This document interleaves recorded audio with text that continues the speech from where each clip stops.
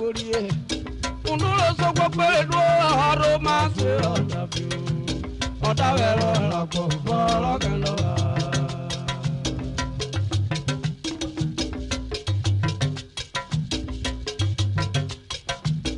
o mo arure akona ko kurie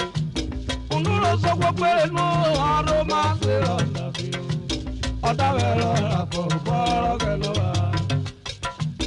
oda vero la ko boro kano mo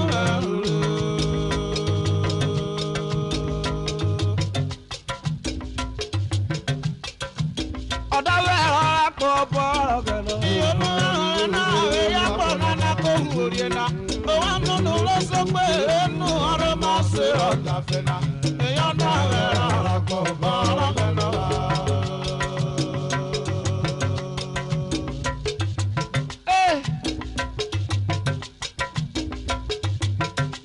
wọ́n wá pààrọ̀ mẹ́rin wọ́wọ́ rú ẹ̀kíró ní ikú náà ọdún mẹ́jọ̀ṣọ̀mà. òkàrò owó etí ọ̀jìrèwé wọ́n tó bọ́ wá wọ́n yóò mà ìbúrò wáwẹ̀. kó wúre ó dé wúre òṣìṣẹ́ ẹ̀kíré jẹ́ kẹrọ. wọ́n lu ṣìró gbọ́rọ̀ rí àpọ̀yèrè ọbẹ̀ ìbúgẹ́ rẹ̀.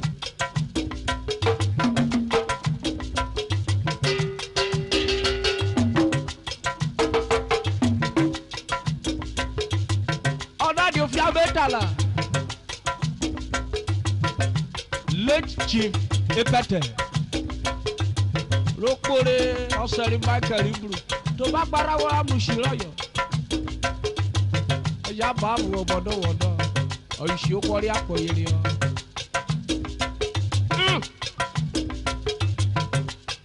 kí gbòmébò parí late chief Ojigba Ushira wa no eri o boko bako Lechi Salubi